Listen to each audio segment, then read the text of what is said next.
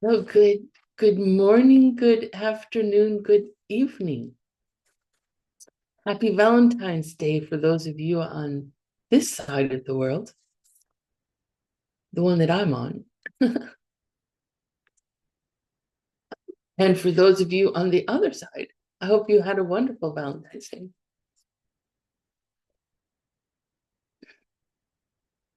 So thank you for coming back. Thank you for your interest in this course.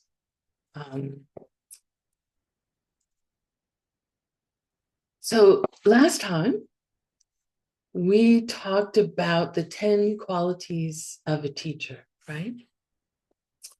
Does anyone remember where that information came from?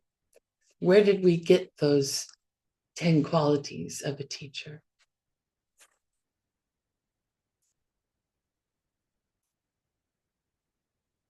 Good try, Elva, to say it came from a bouquet of roses.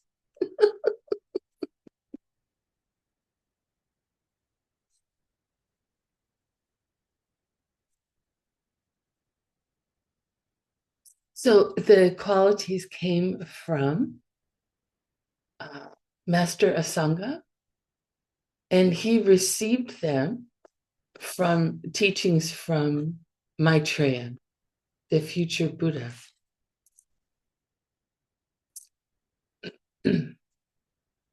And when we put, there are 5 books that Maitreya dictated to Master Asanga. And when we put those in bibliographies, because we do refer to them quite often, or I should say, authors throughout time refer to them quite often. When we put it in the bibliography, we say, as dictated to Asanga by Maitreya. So we got those qualities from an authoritative source, right? We got these qualities from a Buddha. So now, since we've talked about that we need to find a teacher with um, with good qualities, what do you suppose we're going to talk about next?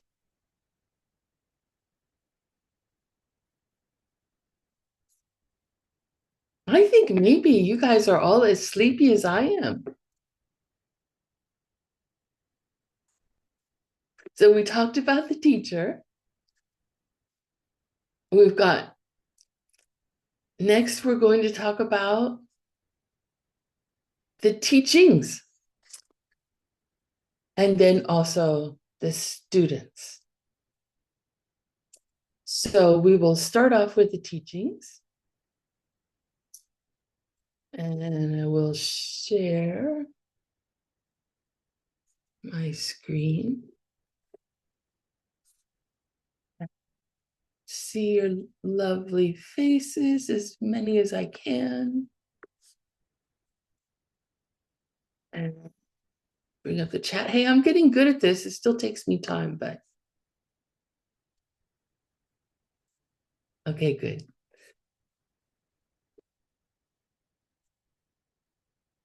Okay. So we're going to talk first about qualities of a teaching. And we're going to start off with Nyam Sulen Che Che. Say Nyam Sulen Che Che. Nyam Sulen Che Che. So Che, does anyone recognize this word? Che? Che means dharma. We did talk about it before, as it could mean a couple different things. Could mean just thing in general, or it could mean dharma, and here it means dharma. And Nyam Sulen means which you practice. And Ja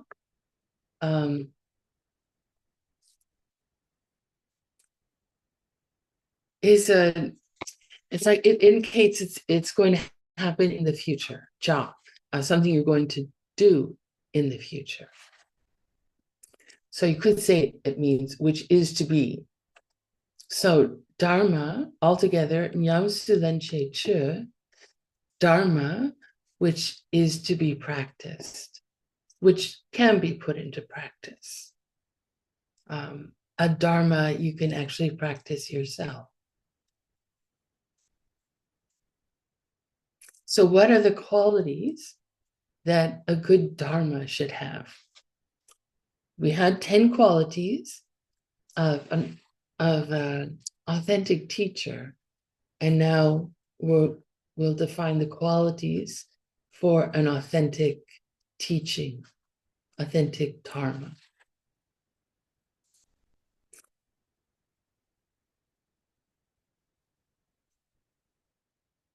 This is a long one.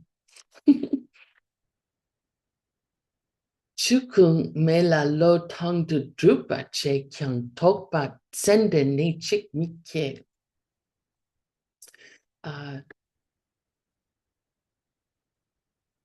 Say chukung me la lo tong du drupa. So you can say this even though with your mics muted, just so you can hear yourself say it. That would be very nice. Plant seeds in your mind for understanding this language in the future. Doesn't have to be, this course that you actually learn Tibetan, but someday. So we'll do that one again. Tong tu drupa che kyang tokpa senden ne chikmikye.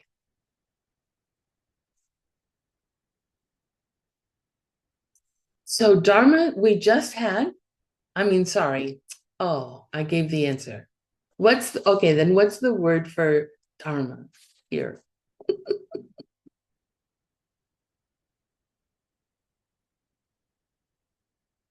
Che. Hong. Pabonka Rinpoche says it means authoritative source or a good source, authentic source. It's often used when talking about a river, like the kung or source of a river is the snow on the mountaintops, the glacier on the mountaintops. And if you've ever been to any of Geshe Michael's more current teachings, he talks about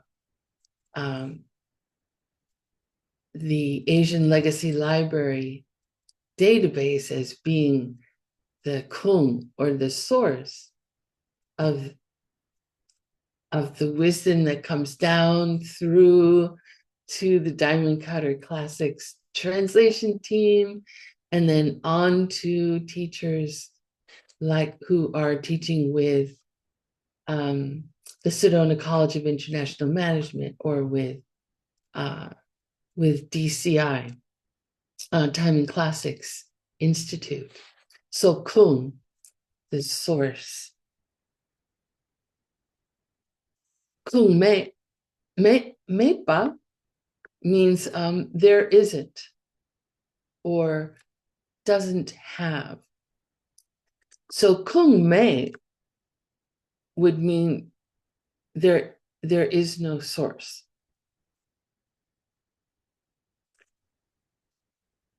La means to, like, I'm going to pick up my glass and take a drink. To. And lo means year. You may have heard the word Losar, which is the Tibetan New Year. Sar meaning new. So we've got year, and then tong. Now this is the same spelling as the word tong that we use for emptiness. But it doesn't mean emptiness here. It means 1,000. So lo tong means 1,000 years.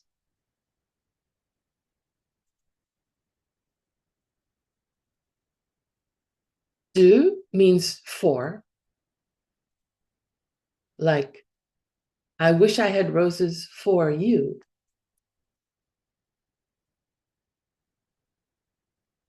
Drupa, that means practice.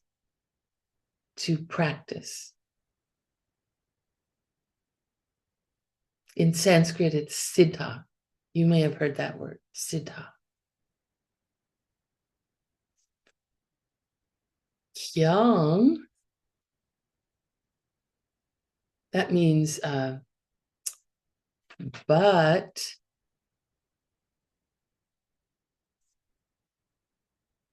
Tokpa, here we've talked about this one before too. This one has a sa here, or an S. Tokpa. So realization, right? Or path.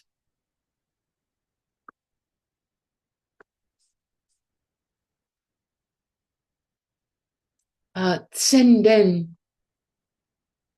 This is the say in sema or pramana, accurate.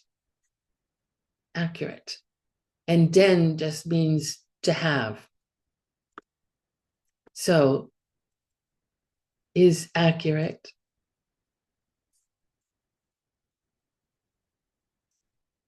Ne chik. Chik means one. And ne means a sliver or a tiny piece. So ne chik means a single sliver. And ke means to develop or to get. And me, this me is also a negative. A lot of the negatives in Tibetan language start with M. So me doesn't develop. So if we put this all together,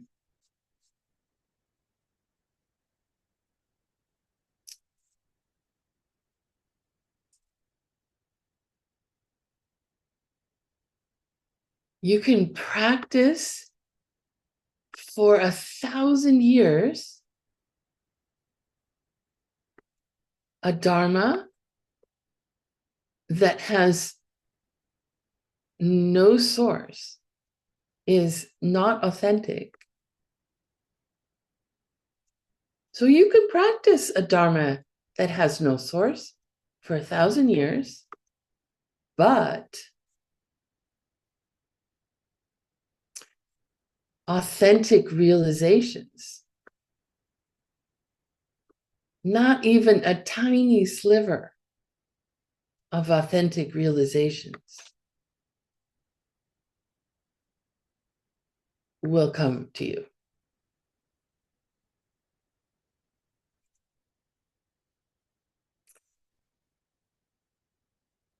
So there are lots of people who teach lots of different philosophies. And one thing to look for, which I think Master Atisha was doing, when he went out searching for his teacher and talking with students of that teacher to see, they were practicing what the teacher taught, and did they appear to have realizations? Was their practice bringing them results?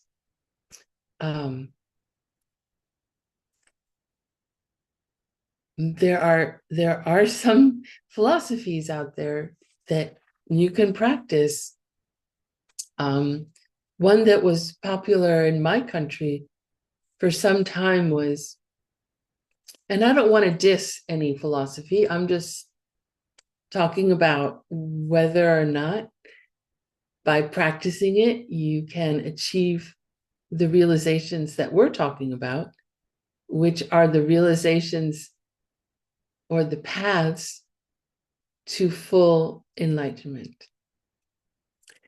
So what was popular here in this country was something called A Course in Miracles, where it's basically making affirmations and saying, I am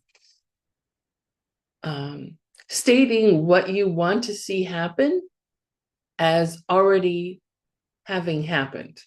So if you wanted to be rich, you just say, I'm rich, I'm rich. And you repeat this and saying it with some authority and some, I don't know, some sort of belief in it. That belief in it would bring it to pass for you. And people can do that, say I'm rich for 1,000 years, but not get rich. If we have an understanding of karma, of how things work, an understanding that things come from seeds that we've planted in our minds, we understand that just being convinced I am rich is not the cause for being rich. Being generous, especially for those who really need it, creates the causes for having wealth. Like that. So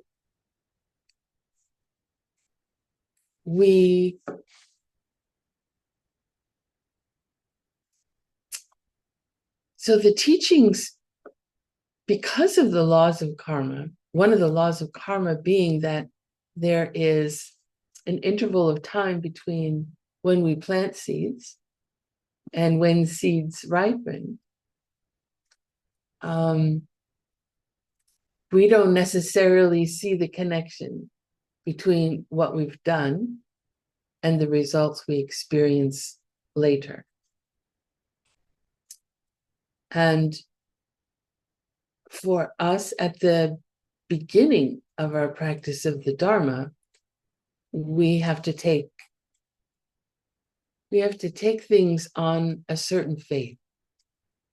And that faith is in the teacher, which is why we spend so much emphasis last time on different qualities of a teacher. We have to find someone that we can trust with our, Geshe Michael calls our spiritual real estate, with our hearts, with our minds.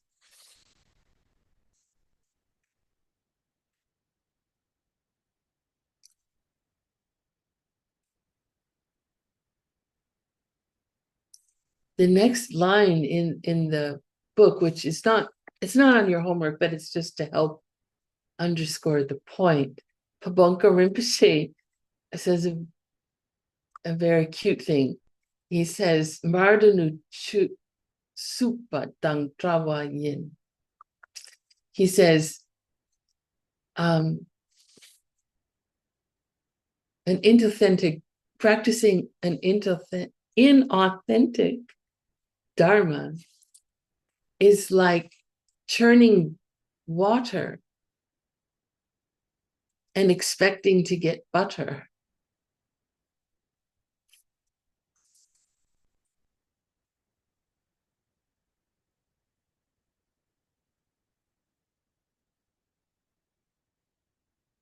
So for Tibetans, because they, a lot of them were nomadic, they had yaks and they would make butter by churning them in these containers. So it was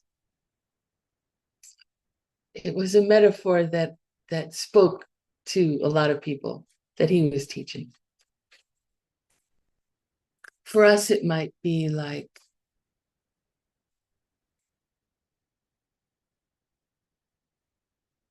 it might be something like driving a car wanting to drive a car when there is no gasoline in the tank. No matter how many times we turn the key in the ignition, it's not going to function to take us from here to there. We can debate about that, and we will debate about that at some point, I'm sure.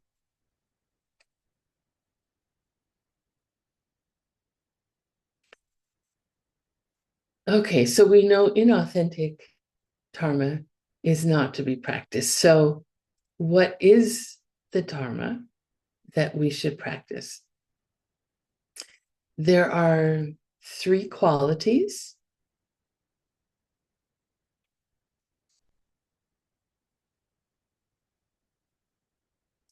The first quality is Tunpa Sangye Kitsumpa. Say Tunpa Sangye Ki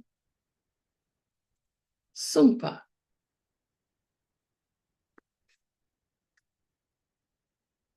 Tunpa, that means teacher with a capital T, teacher.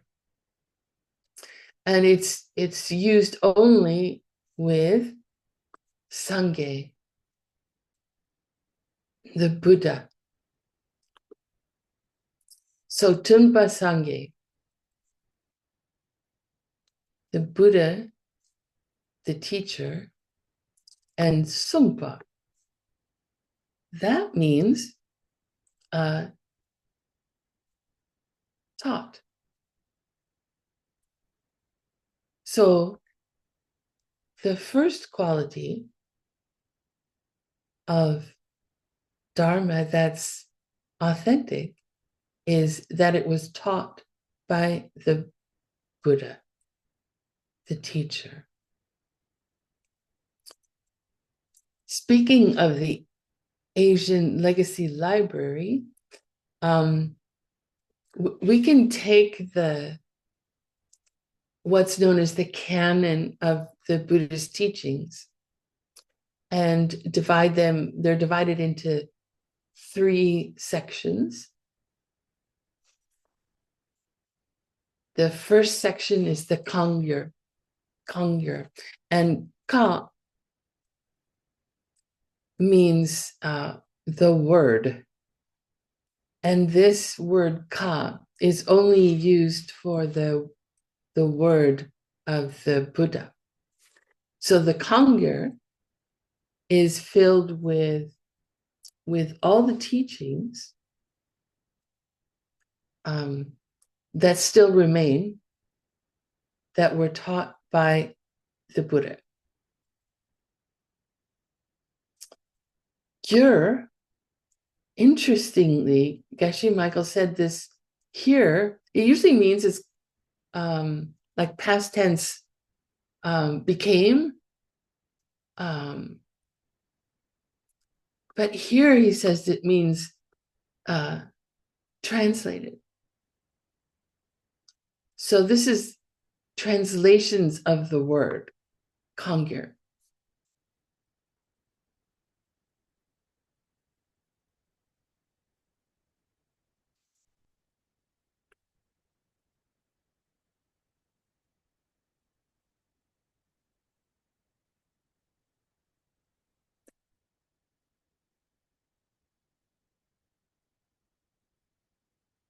And these teachings,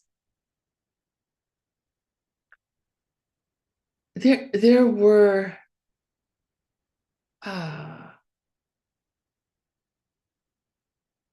like 300,000 or 400,000 teachings that the Buddha gave in the 80 years. Well, I shouldn't say 80, in the 50 some years between when he became enlightened and when he passed into nirvana, into his enlightenment away from our planet. There's not very many left. Unfortunately, a lot has been lost. And there's just about 1,000 left, 1,100 left.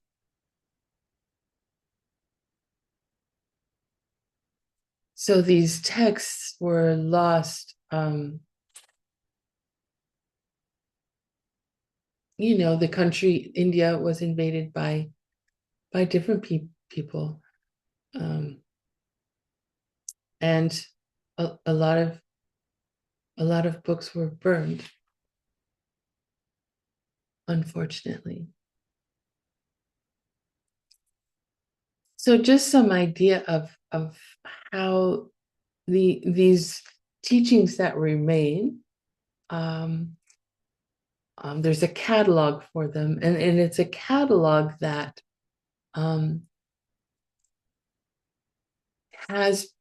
was put together quite some time ago.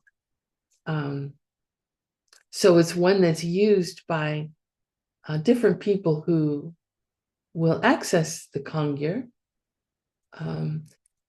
They use this catalog. So different scholars who are working on different things will use this catalog. One of the main sections is Dulwa. And we had a very similar word with the same sound last time, Dulwa, when we were talking about that the teacher should be tamed. And here it's referring to Vinaya, the Sanskrit word for vowed, excuse me, vowed morality. So the first section of the Kongyur is devoted to vowed morality. Excuse me.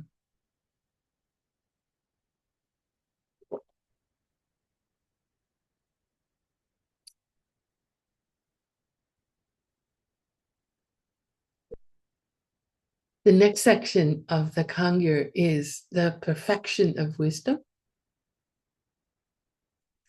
And that's where you'll find sutras like the Heart Sutra, the Diamond Cutter Sutra.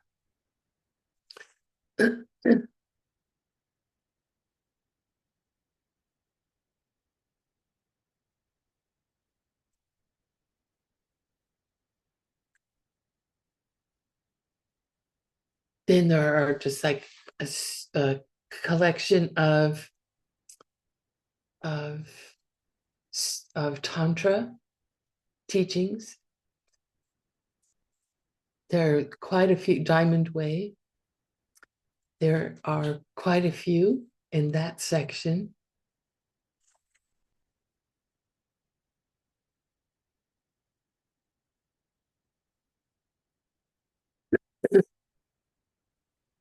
And but we need, what do we need in order to access those teachings of the Buddha, the teachings that are in the Diamond Way group?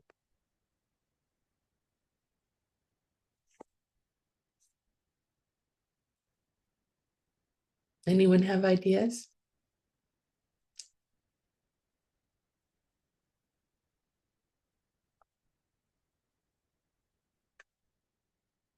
You guys are very sleepy.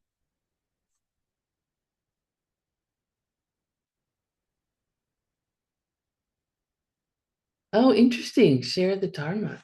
That's an interesting idea. Well, they are, you need a teacher, that's for sure. Serving wisdom, yeah, that's nice. So these are secret teachings, right? The Diamond Way are secret teachings.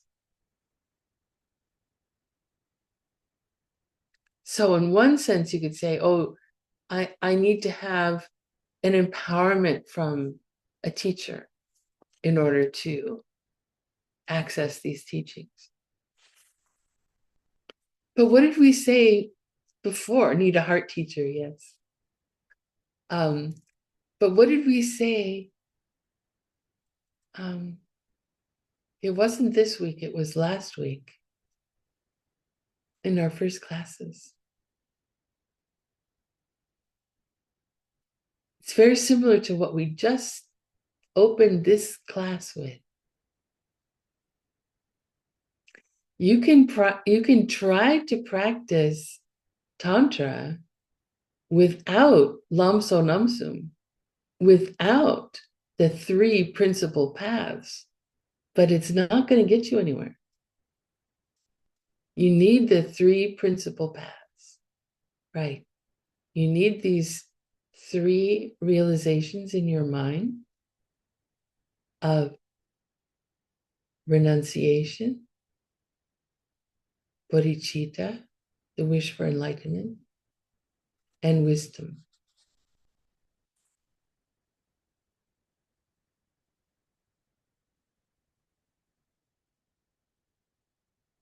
And it's not that Lamso Namsum is like a key that you need to unlock the lock to get into the secret.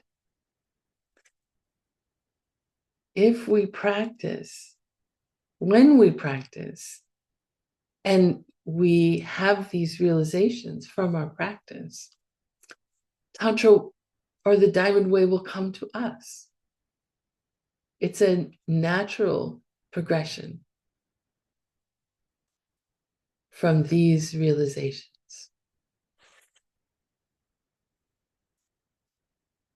You wouldn't be able to stop it even if you wanted to.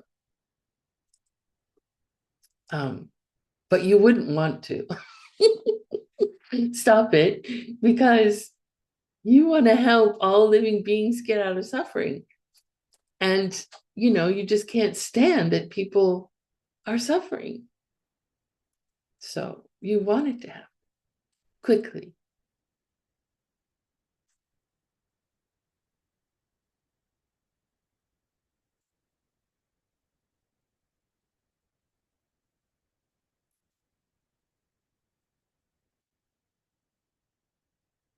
So the second of the three qualities of an authentic teaching is Pandite Kyun Selva.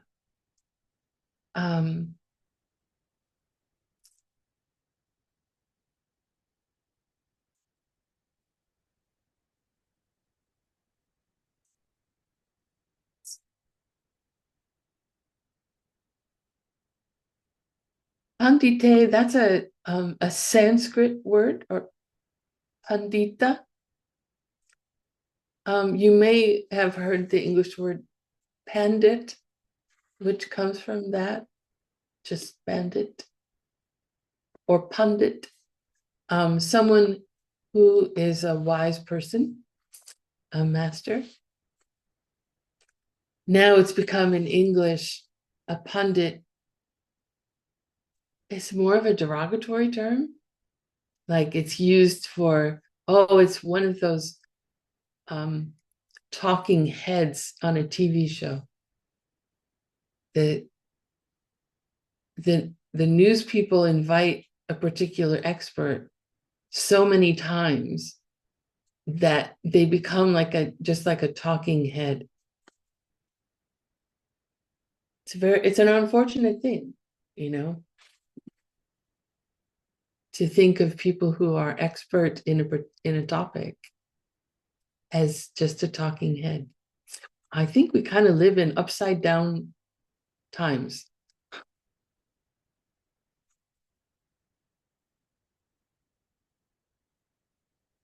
So, pandit, a master. Kyun means a problem or a fault, an error. And sewa means to clear away or to clean. So, as you know, the Buddha didn't, write down teachings. He didn't write books, that were put into print and saved for thousands of years. It was all taught verbally, and people hear it. And it was like almost 900 years before anything was written down. So the teachings were passed from teacher to student. The student becomes a teacher and passes it along before things were written down. And there's a big tradition of people who are these panditas, which would be people who have sincerely put into practice, like devoted all their energies into practice and into attaining the results of practice. And they have reviewed, the teachings that are going around. And basically what this is talking about are texts that are in the Tengyur. So these are commentaries on the teachings of the Buddha. And like the Kangyur, the Tengyur, commentaries on the Buddhist teachings, there used to be, I don't know, tens of thousands of commentaries on the Buddhist teachings, and to put together a tengyur of, a collection of authentic commentaries on the Buddhist teachings, that took some time, and I think it was done not really all that long ago, like maybe 600 years ago or so, when that was done. You'll often see Geshe Kappa refer to some commentary by an Indian master, and it doesn't exist in our tenure. So either it didn't make it in, which is unlikely that Geshe Kappa would use a commentary that was inauthentic, but that it just didn't survive the test of time.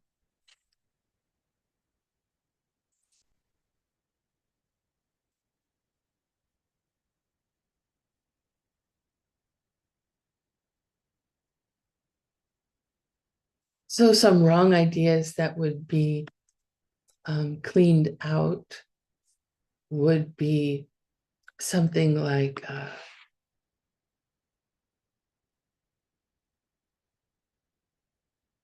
the idea that nirvana means you just blink out of existence.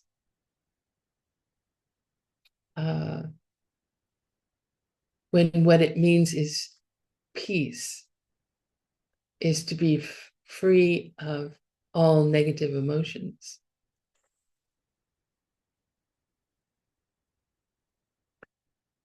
Or the idea that emptiness means nothing has any nature, therefore you can do anything you want.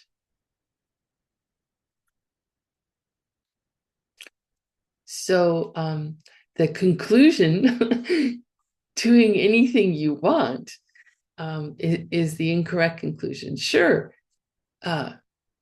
we don't have, nothing has a self-nature, but that's why we need to practice ethics.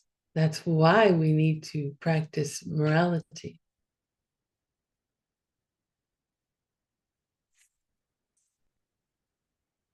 So those are examples of kyuns, or errors, that sneak into teachings over time.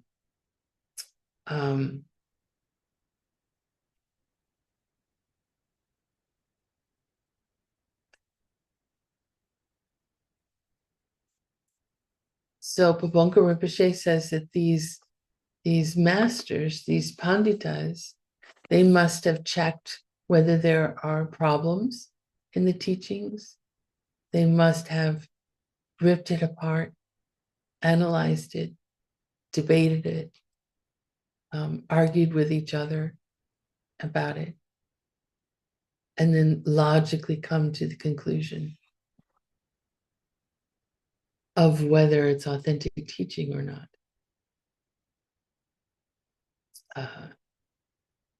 And that's what a lot of those texts in the Tengyur are debates between different masters of, like, what did the Buddha mean when the Buddha said this or that?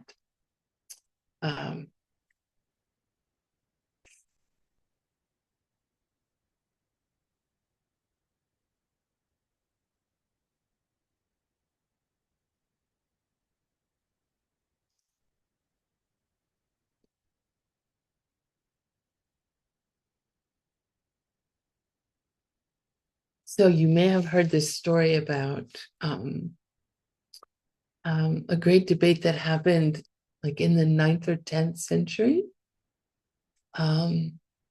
where the king of Tibet, the king at that time had a lot of say in what was exactly what was practiced with regard to Buddhism. And there was someone who had come from China, and I mean, he could have come from wherever, it doesn't matter that it's China. But he was someone who came and said, I'm most sure that emptiness means nothing. And that when you meditate on emptiness, the point is to just clear your mind of all thoughts and emotions. And that's what meditating on emptiness is. And this was at the time of Master Kamalashila, who was visiting in Tibet. And so the king said, okay, I want you to have a debate as to whether meditating on emptiness is this point of just emptying your mind, clearing your mind of thoughts. and they had a debate, and Master Kamala Shila won, and that was the end of Master Vasham, and his teachings were then banned from being taught in Tibet.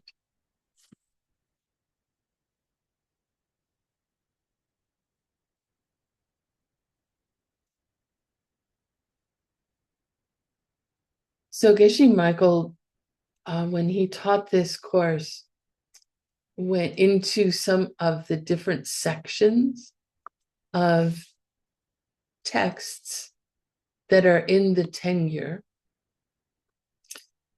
So 10, that means teachings. And here this spelling is that it's teachings by ordinary people. Ordinary meaning here, not Buddhists. So these are teachings by people like Master Sangha, Master Vasubandhu, Master Kamalashila, Dharmakirti, so many teachers that Geshe Michael has introduced us to. And they are organized in different sections. A big section is Dodra, which means commentary, drill on sutras, Do.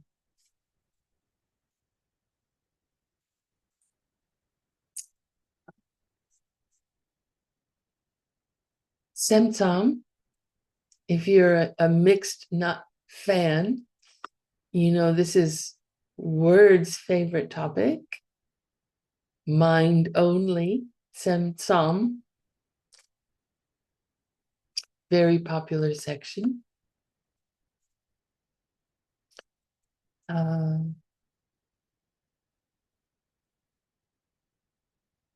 Abhidharma Kosha or Abhidharma is a section. There are many books written about the Abhidharma.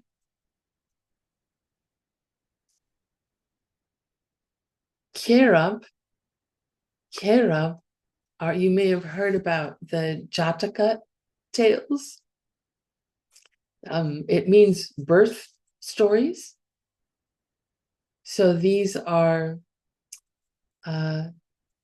stories about the Buddha's past lives. And like you may have heard about the story of the tiger and her cubs, where the tiger couldn't find anything to eat or to drink, and her babies were starving. And so she gave her body for her babies, her cubs, to eat. And that was the Buddha in a previous life.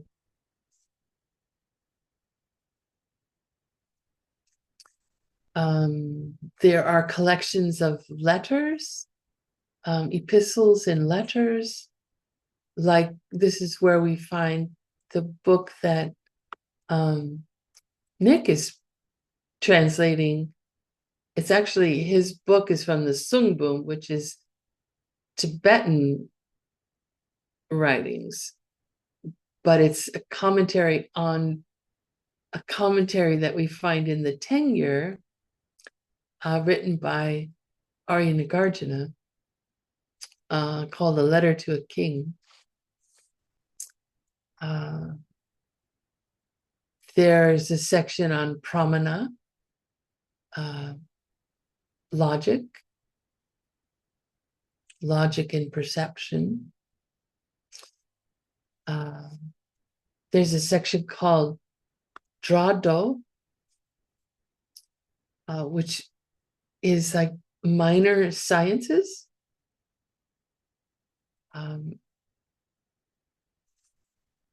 It actually is. Oh,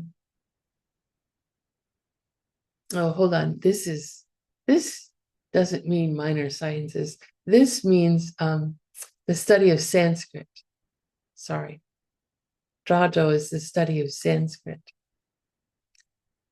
And then we start to get into the minor sciences. So there's something called Tso Rigpa, which is like there's a whole group of texts on the practice of medicine. And then there's So Rigpa. So we've got Soa Rigpa and So Rigpa, high tone and low tone. But the low tone one, that includes all kinds of books about the fine arts, painting and sculpture and constructing mandalas and constructing stupas, all sorts of things.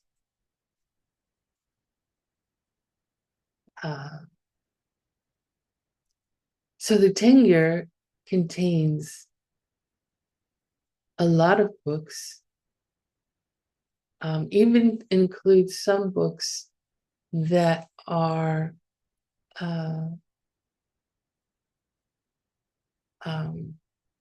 like shared between Buddhists and non-Buddhists.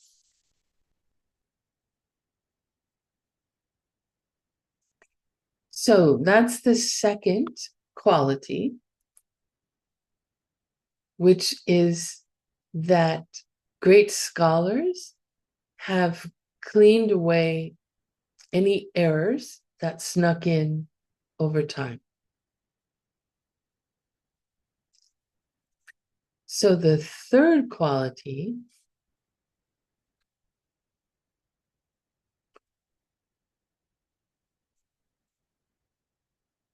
what would you hope the third quality would be? You've got spoken by the Buddha. Any errors have been cleaned away. What would you hope the third quality would be about?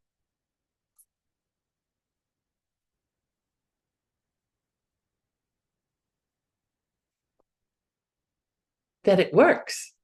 That if you practice what is contained in the teaching, it works.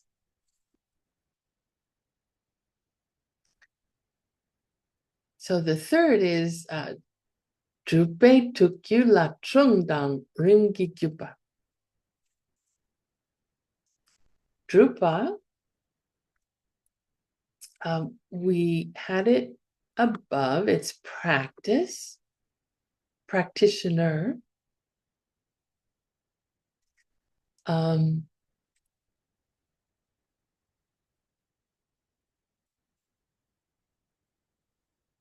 Geshe Michael brought up Wangchuk in the teaching. There's a phrase called Drupe Wangchuk, which means a master practitioner. Wangchuk is the word, is the name of, Tibetan name of Ishvara, a Hindu god. But it also means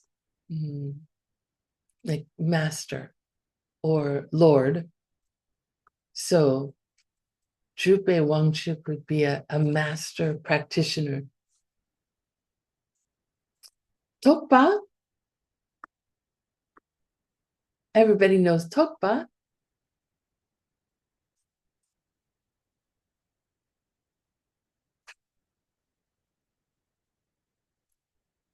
Realizations. Yay, thank you, Grace. Realization. So basically, this is saying that the practice of these teachings has produced realized beings. These teachings, in the minds of people who have given genuine time and effort and understanding, of the teachings to put them into practice produces results for them.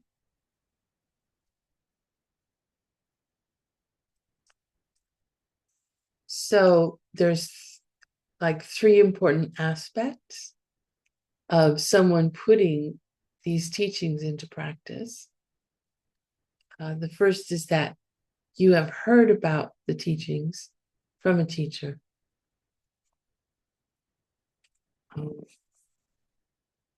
As Geshe Michael likes to say, you put in the class hours. You receive teachings about the pen thousands of times.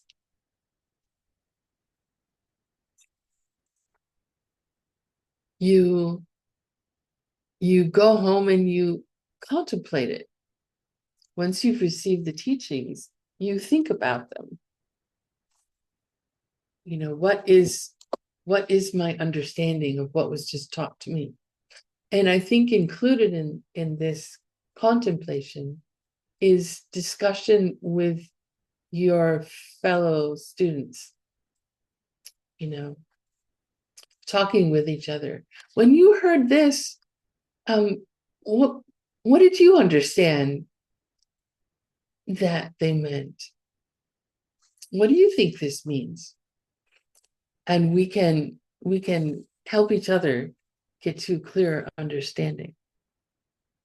And then lastly, we meditate on what it is that we've learned.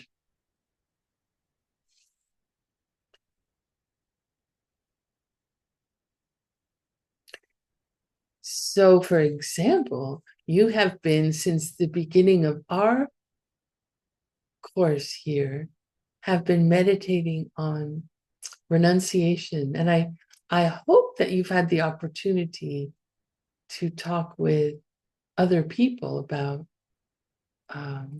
what renunciation means.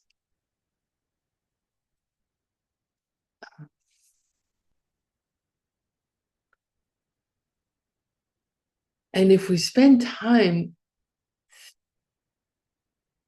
if we give it the time, if we give renunciation our attention, our understanding, we can see our lives start to shift. Especially if we're doing it every day. We have less interest in like wasting our time with things that would waste our time, like movies or, I don't know, silly things. Not because there's something necessarily wrong with them, but because we're starting to understand that they don't bring us pleasure. The pleasure we get from watching something silly doesn't come from that thing, that TV show that we were watching. It comes from us having, given some comic relief to someone in the past.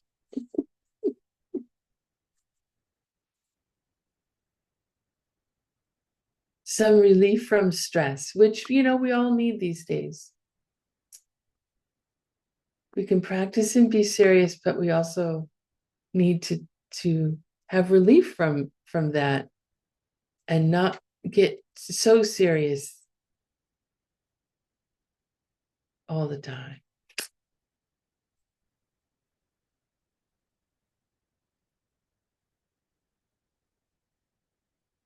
So the three qualities of a teaching, the three qualities of something worth practicing.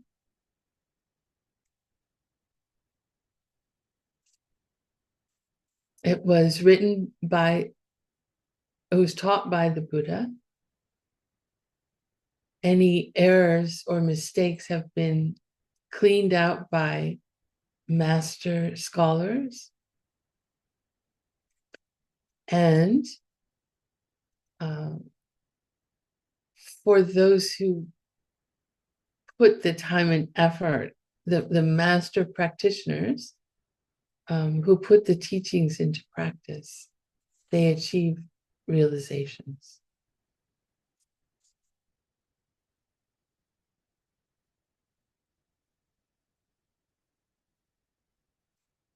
So now we've talked about the qualities for a teacher and the qualities for the teachings.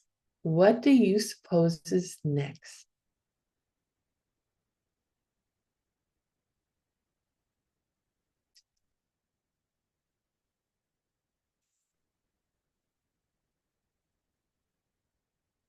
Students, thank you, Venerable Comrade.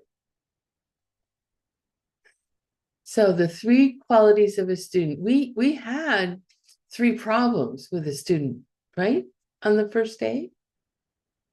We talked briefly about three problems related to the pot. That a student shouldn't be like a dirty pot. Students shouldn't be like a pot that has a hole in the bottom. A good student shouldn't be like a pot that's already full.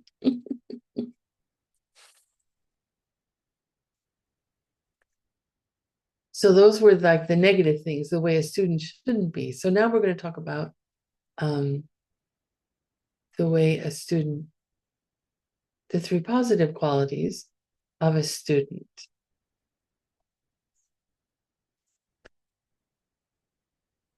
So say surname, surname.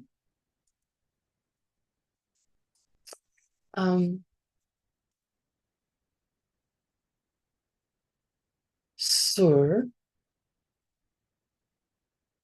means corner.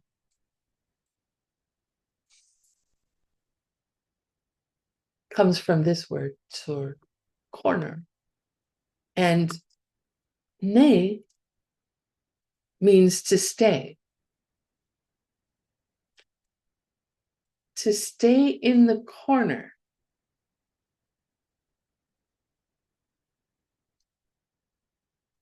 So what this means is not that we go sit in the corner with the dunce cap on, but that we have a neutral position.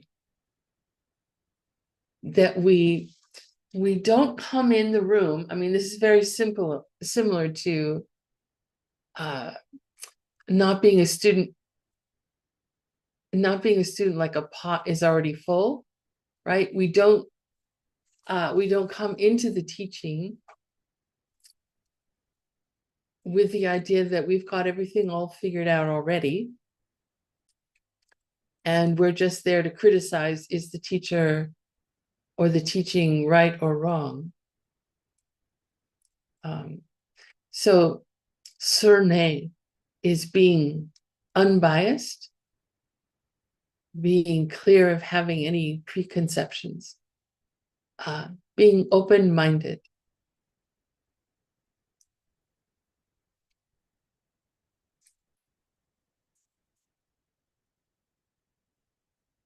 Impartial is another possible word.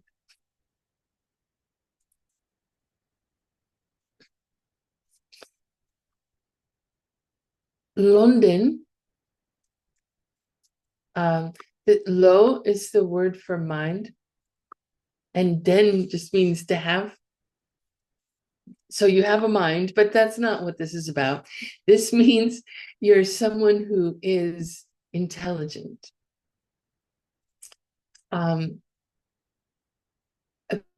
A good listener of the Buddhist teachings needs to be able to think very well. We need to be able to think clearly about these different topics, like what is emptiness? What does it mean to not have a self nature. We need to think about it. We need to be able to understand it. We need to be able to follow logical arguments and reach conclusions. And we need to be able to apply it to our lives. So that does take some intelligence.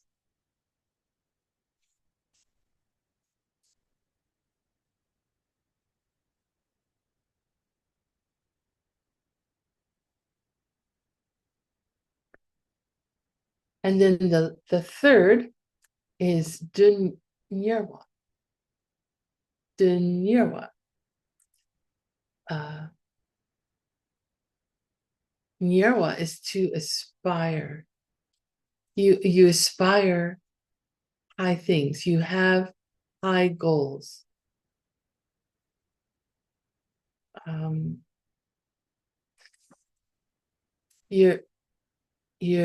We're not satisfied with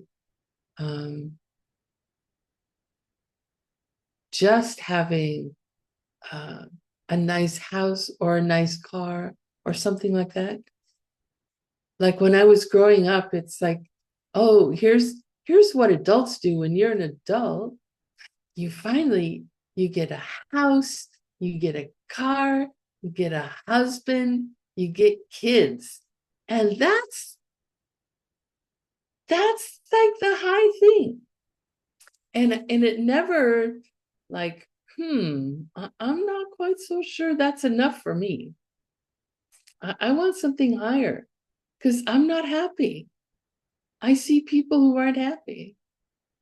I see people who are in pain. I want to be happy. I want other people to be happy. I want other people to love each other. So you can have the nice house, the nice car, the nice husband, the nice wife, the lovely children. You can have those things and also have higher goals.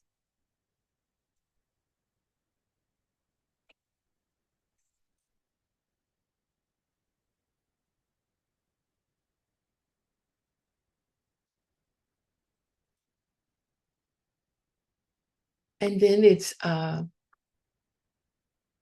Nyempo Nu. Nyempo Nu. Nyempo means to hear. And Nu means a proper vessel. So Nyempo Nu means to be a proper vessel to hear the Dharma. And those were the three qualities.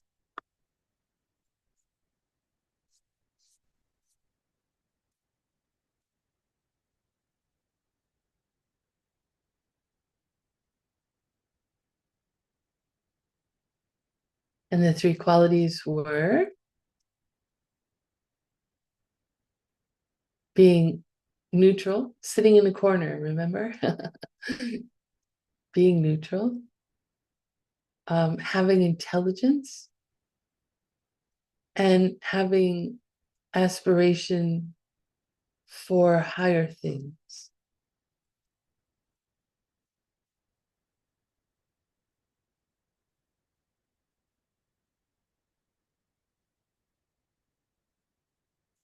So those are the three qualities of a student. And, oh, thank you, Tweet.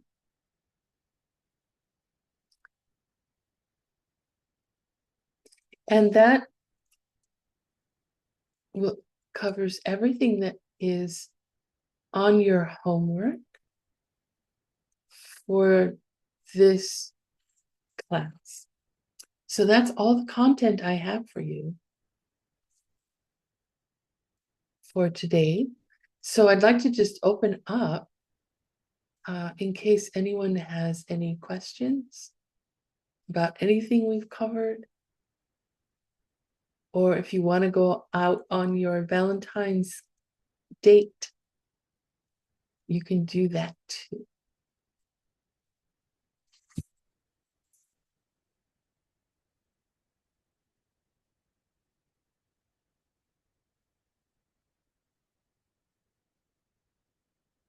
No questions? Everything's going swimmingly so far?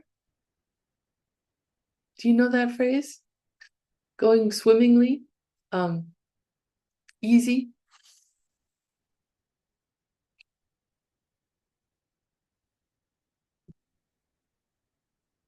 I guess it must be. I wish we could sit in a room together. I would really like to be able to really see more than just this teeny tiny little image of your head. Yeah, teacher, can you hear me? I'd like to be able to see if there's a quizzical look there that I just can't tell by this teeny tiny little image, or if you're happy and satisfied.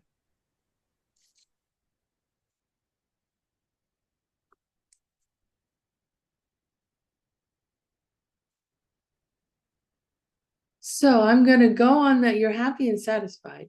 And so we will end the class. So remember to think about all the positive work that you're doing in attending class and in thinking about these teachings and in meditating, and dedicate them towards having the two collections, right, of merit and wisdom that we talked about in the first week, and the result that those brings, total and complete enlightenment, so that we can benefit all living beings who live anywhere and everywhere.